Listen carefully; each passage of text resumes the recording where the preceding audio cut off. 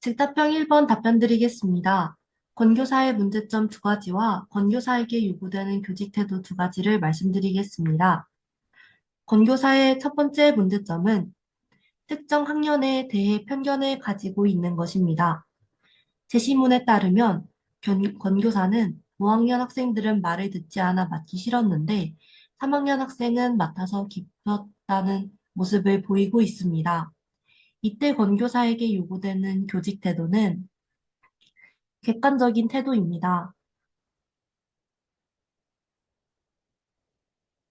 권교사는 학생들의 생활 지도를 계획할 때 학생들의 얼굴이 아닌 구체적인 학생의 특성을 반영해서 계획해야 합니다. 권교사의 두 번째 문제점은 몇몇 학부모와의 상담을 통해 학생들의 학습 수준을 파악하고 있는 것입니다. 제시문에 따르면 권교사는 몇몇 학부모와의 상담을 통해 학생들의 수준을 파악하고 기초학습 지도를 덜해도 되겠다는 생각을 하고 있습니다. 이때 권교사에게 요구되는 교직 태도는 소통하는 태도입니다.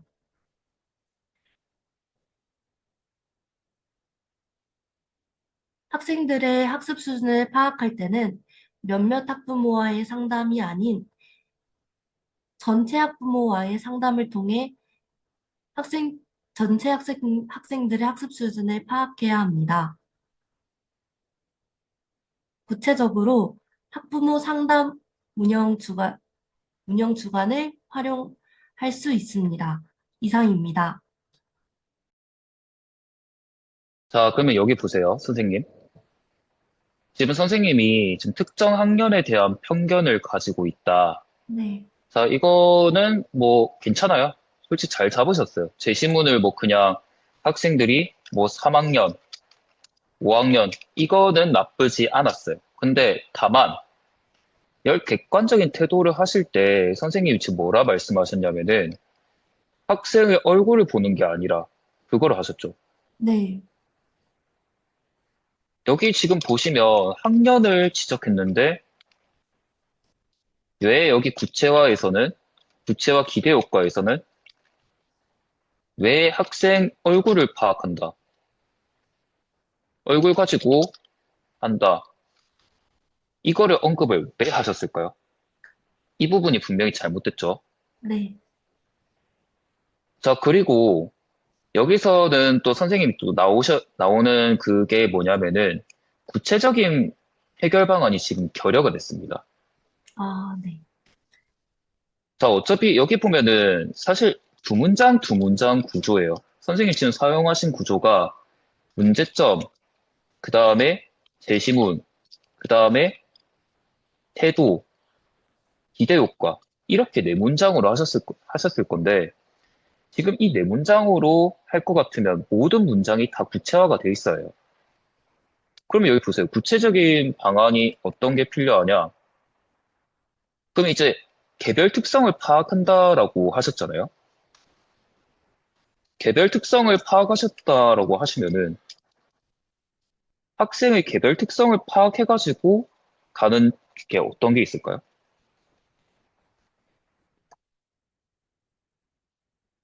개별 특성 파악 방법 뭐가 있을까요?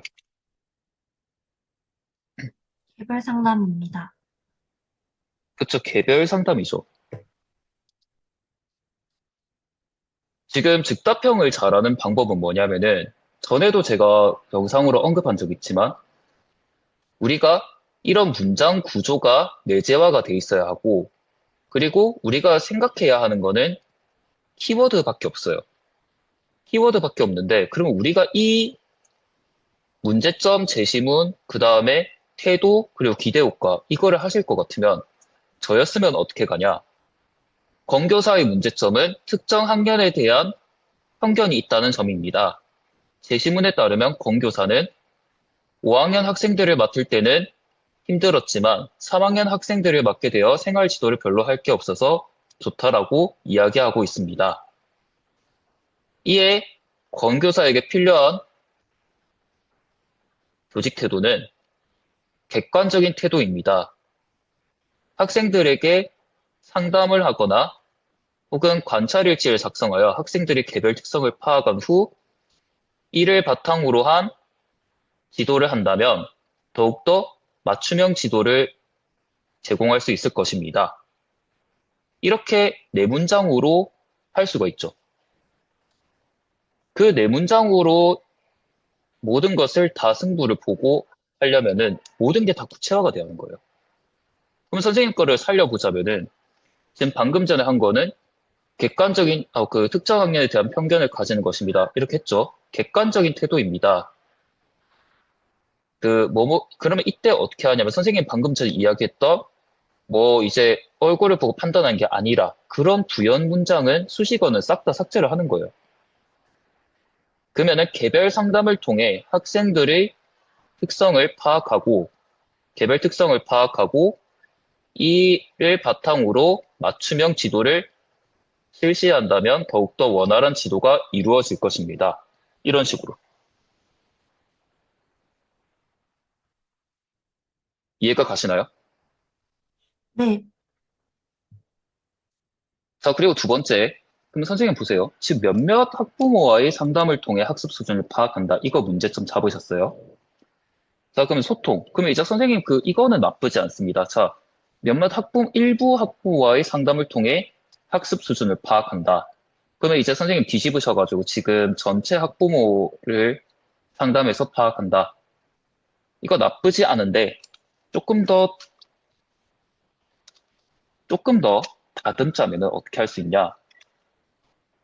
뭔가 포커스를 학부모가 아니라 사실 아무리 학부모가 이제 학생 수준을 이렇게 파악한다 하더라도 우리가 학생을 직접 보는 것보다 더 정확하진 않죠. 그러면 학부모에서 우리가 포커스를 학생으로 보는 거예요. 그럼 어떻게 하냐?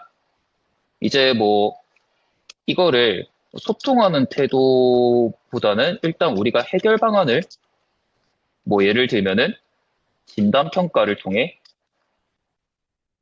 객관적인 그 자료로 판단한다. 혹은 학생의 학습 과정을 관찰하고 이제 전체적인 학생들의 그 학습 과정을 관찰하고 이거를 파악한다. 이렇게 될 수 있겠죠. 그러면 이제 이거를 할 것 같으면은 이게 소통보다는 관심 이런 게 될 수 있겠죠. 만약에 진단 평가를 통해서 객관적인 자료를 파악을 한다면은 이제 객관적인 태도 이게 될 수 있겠죠. 오히려 아까 전에 상담을 한다면은 오히려 이게 객관적인 태도보다는 상담이라면 이거는 소통하는 태도. 이렇게 잡을 수가 있는 거예요.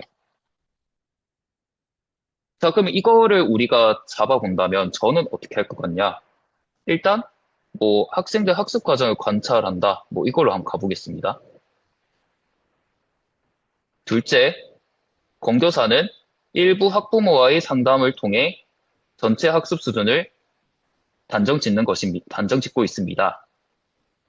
대시문에 따르면 본교사는 일부 학부모님과 상담을 했을 때 그 학부모들이 학생들의 학습에 관심을 많이 가져 전체적인 학습 지도를 덜 해도 되겠다는 생각을 하고 있습니다. 이에 권교사에게 필요한 교직 태도는 관심을 가지는 태도입니다.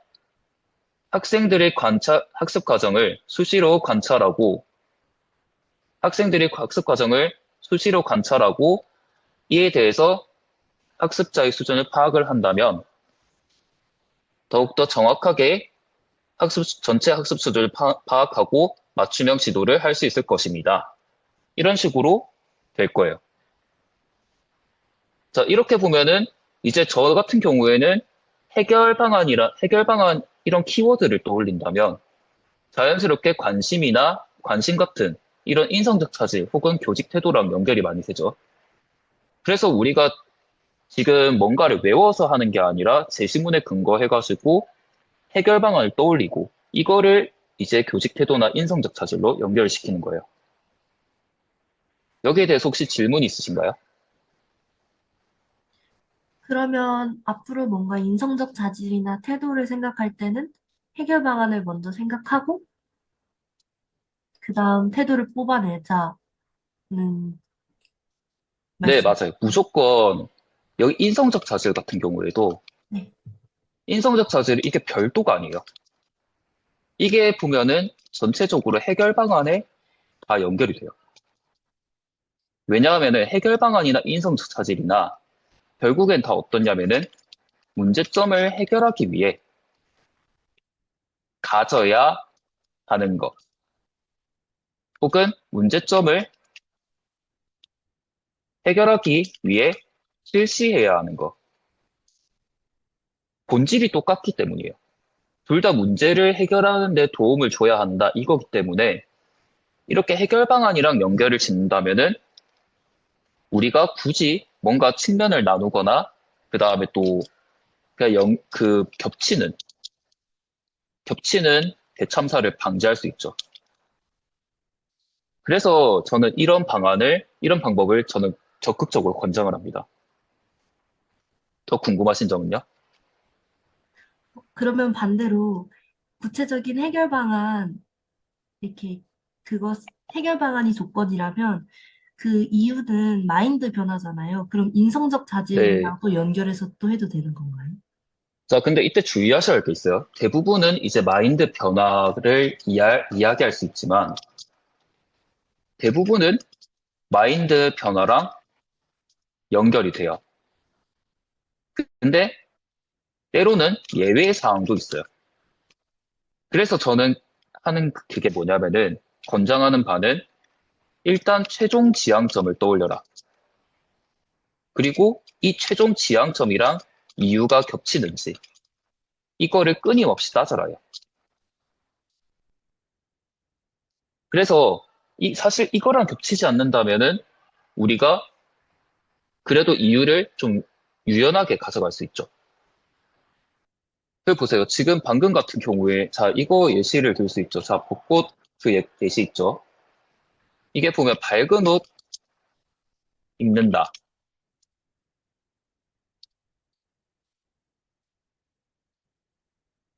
자 이렇게 보면은 밝은 옷을 입는다. 이게 해결 방안이고 그 다음에 사진이 예쁘게 나온다. 이렇게 돼 있죠. 근데 우리가 이유를 보면은 예를 들어가지고 뭐 밝은 옷이 어 그쪽에 벚꽃색이랑 비슷한 밝기를 가지고 있다.